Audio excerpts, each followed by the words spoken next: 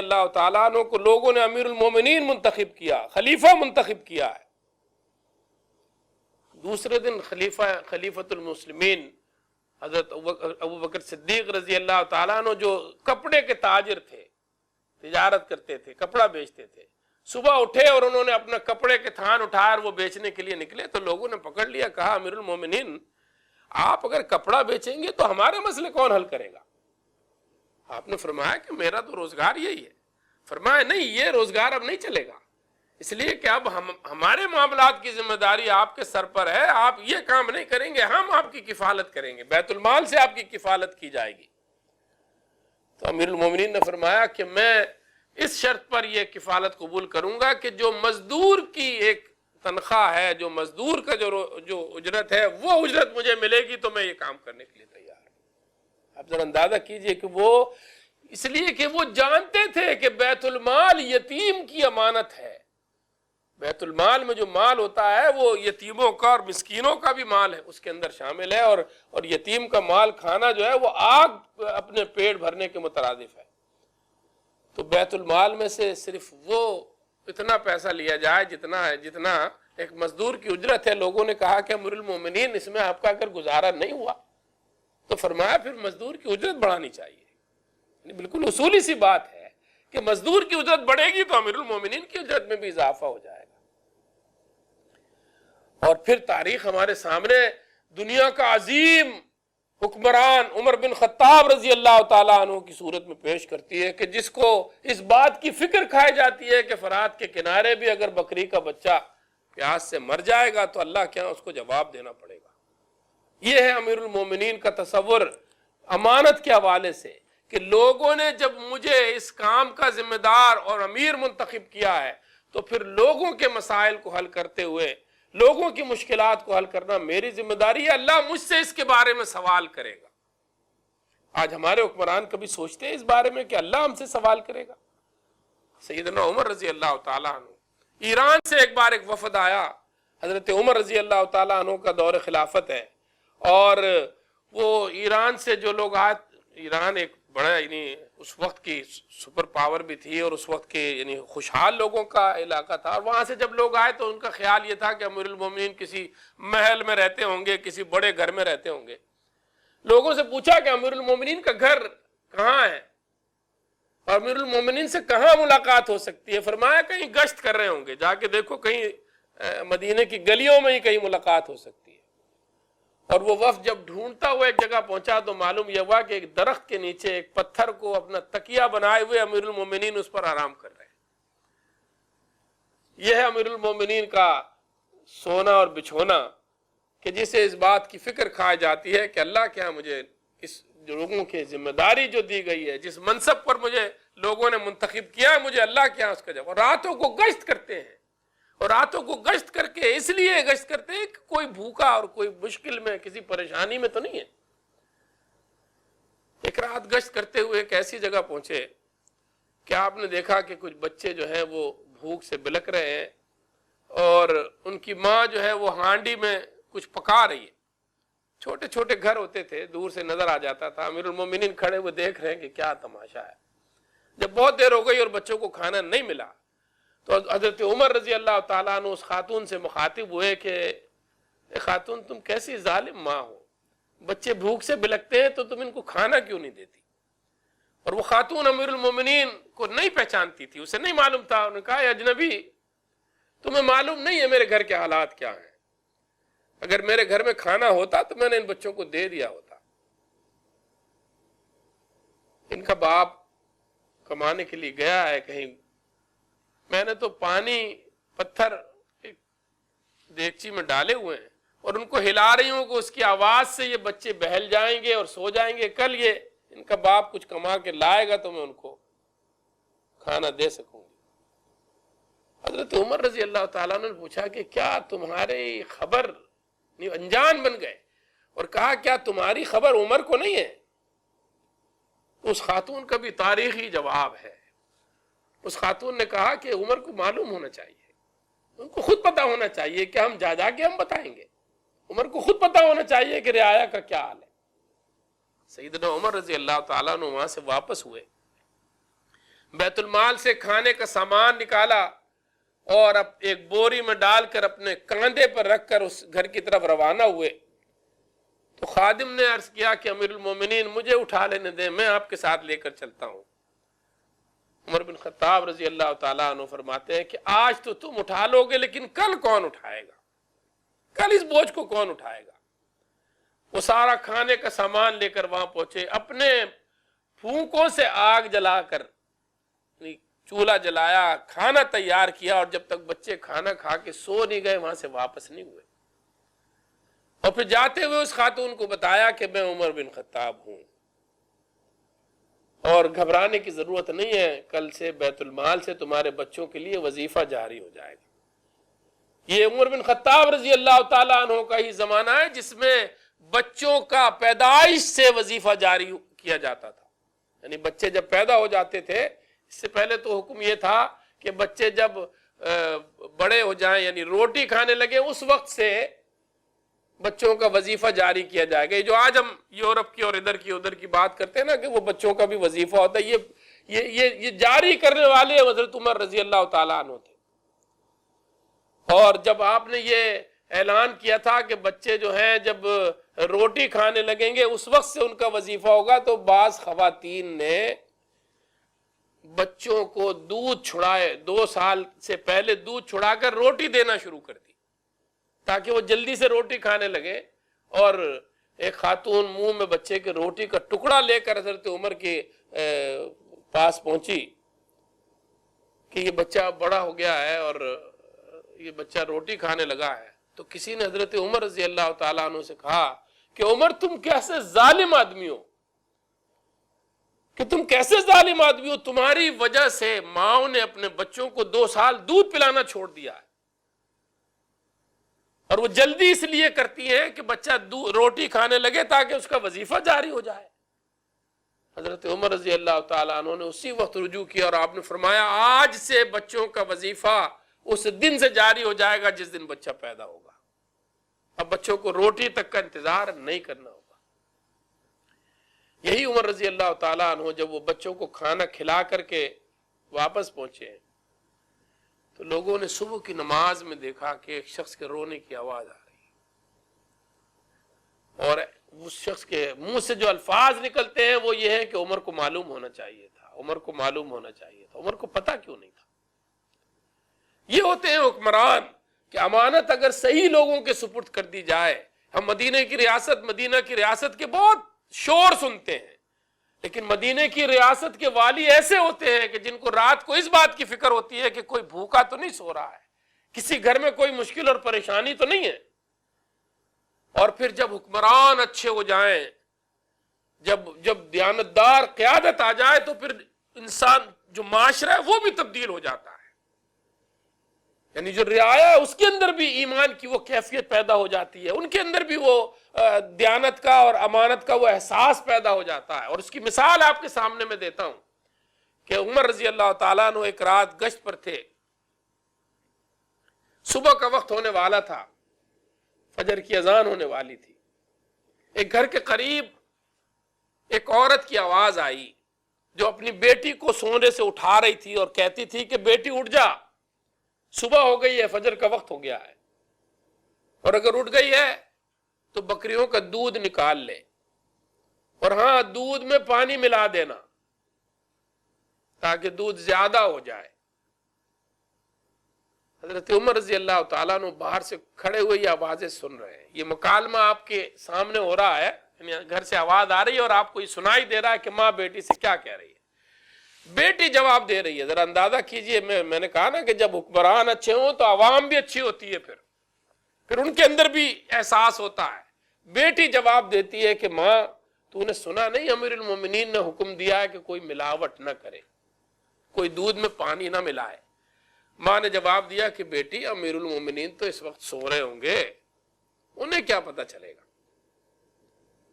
بیٹی جواب دیتی ہے کہ ماں امیر المومنین تو سو رہے ہوں گے لیکن وہ تو نہیں سو رہا ہوگا جو حی القیوم ہے، لا تاخذہ سنۃ ولا نوم، جس کو نیند نہیں آتی، جس کو اونگ نہیں آتی، وہ تو جاگ رہا ہوگا۔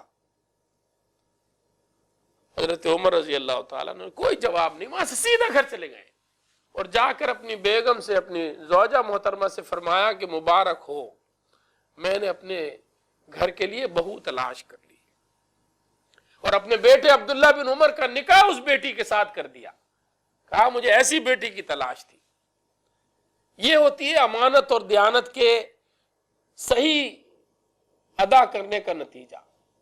اور جب امانتیں بددیانتوں کے حوالے کی جاتی ہیں تو پھر حال یہ ہوتا ہے کہ مائیں اپنے بچوں کو سڑکوں پر بیچ رہی ہوتی ہیں، اور لوگ خودکشیاں کرتے ہیں، اپنے بچوں کو اس لیے مار دیتے ہیں کہ وہ ان کا گزارا پورا نہیں ہوتا، ان کے گھر میں ان کے کھلانے کے لیے کھانا نہیں ہوتا۔ اور یہ کئی مثالیں ہمارے سامنے آتی ہیں، پاکستانی کی مثالیں کہ جہاں بچوں کو زہر دے کر کے ماؤں نے مار دیا ہے، باپ نے اپنے بچوں کو قتل کر دیا ہے صرف اس وجہ سے کہ وہ ان کو کھانا نہیں کھلا سکتا۔ یہ ذمہ داری ریاست کی نہیں ہے کیا؟ کیا یتیم بچوں کو سڑکوں پر بھیک مانگنے کے لیے چھوڑ دیا جاتا ہے؟ یہ ریاست کی ذمہ داری نہیں ہے کیا؟ اگر بددیانت لوگ نہ ہوں، دیانتدار لوگ ہوں، تو کیا معاشرے میں یتیم بچے اس طرح سے سڑکوں پر دھکے کھاتے پھریں گے؟ کیا یہ ممکن ہے؟ میرے عزیزوں، میرے بھائیوں، امانت اگر دیانتدار لوگوں کی سپرد کر دی جائے اور صحیح قیادت کا انتخاب کر لیا جائے تو ہمارے مسائل حل ہو سکتے ہیں۔ آج ہمارے مسائل کا نہ حل ہونا صرف ایک اس کی وجہ ہے کہ امانتیں بددیانتوں کے سپرد کر دی جاتی ہیں۔ اللہ کا حکم کیا ہے؟ ان تؤدوا الامانات الی اہلہا۔ جب لوگوں کو کہا جا رہا ہے کہ امانتیں اہل لوگوں کے سپرد کرو، نہیں سپرد کرو گے تو دنیا میں تو یہ حال ہوگا۔ لیکن کیا ہم سمجھتے ہیں کہ اللہ کے یہاں پوچھا نہیں جائے گا؟ کیا ہم اپنی مرضی کے مالک ہیں کہ ہم جس کو چاہیں جھوٹی شہادت دے کر کے لوگوں پر مسلط کر دیں؟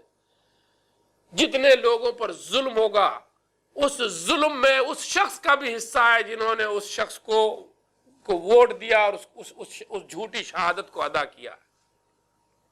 دوسرا حکم آتا ہے وَإِذَا حَكَمْتُمْ بَيْنَ النَّاسِ، جب لوگوں کے درمیان فیصلہ کرو، ان تحکموا بالعدل، تو پھر عدل کیا کرو، انصاف کیا کرو۔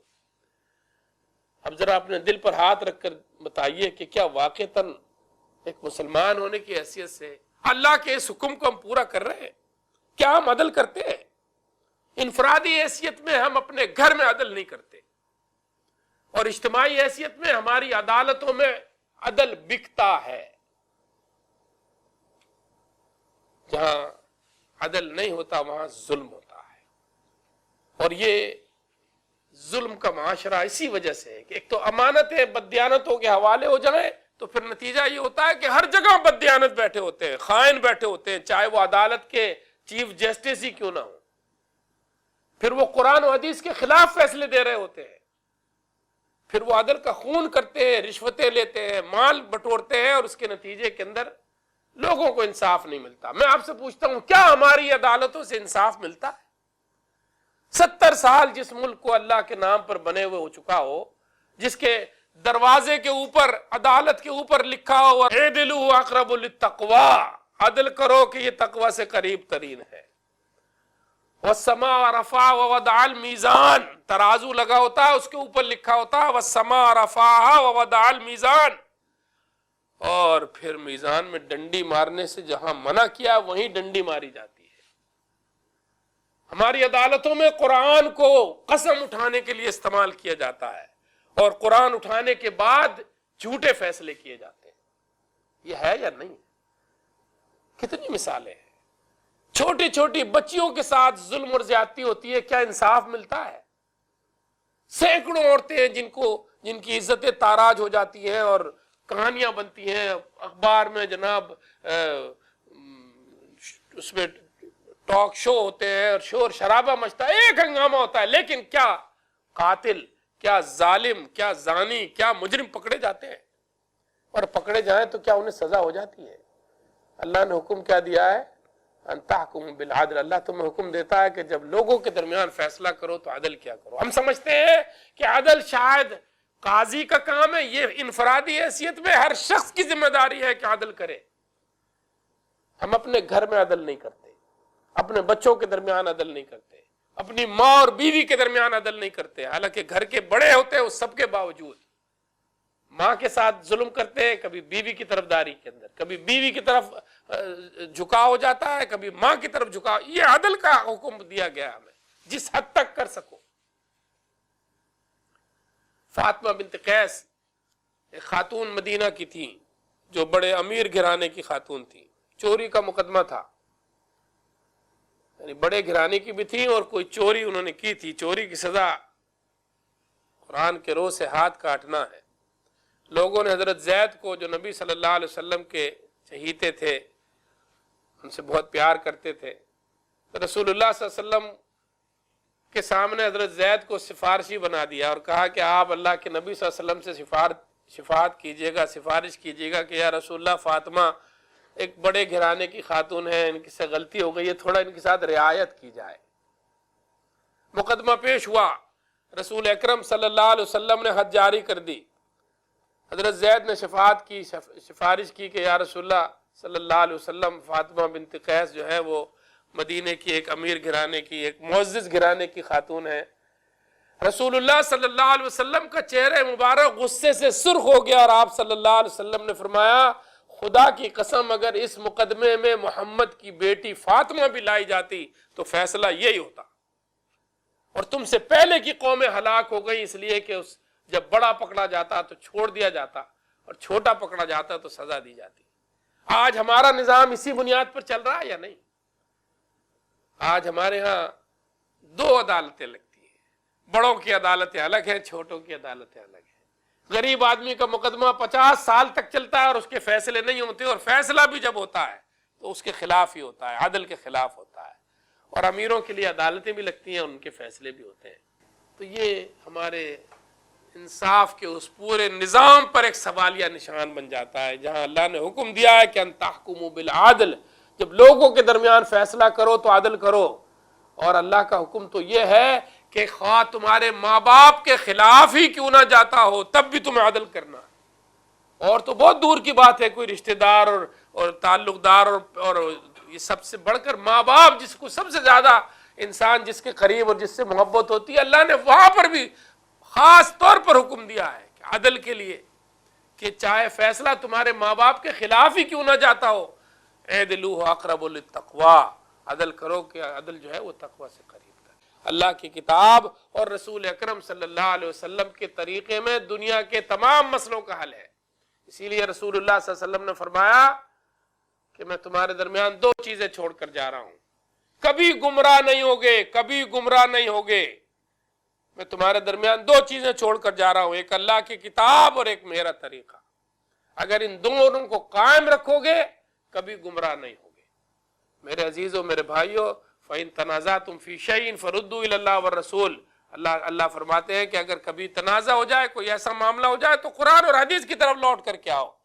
آج ہم UN کی طرف بھاگتے ہیں. کوئی تنازع ہو جائے حکمرانوں کے درمیان، عوام کے درمیان میں، تو بس جلا دو، ختم کر دو، اور ہمارے فیصلے دوسرے لوگ آ کر کے کر رہے ہوتے ہیں. اس لیے کہ ہمیں ان سے زیادہ امید ہے، اس طرف ہم پلٹ کر نہیں آتے جس کے ذریعے انصاف اور عدل قائم ہو سکتا ہے. ذالک خیر واحسن تاویلا.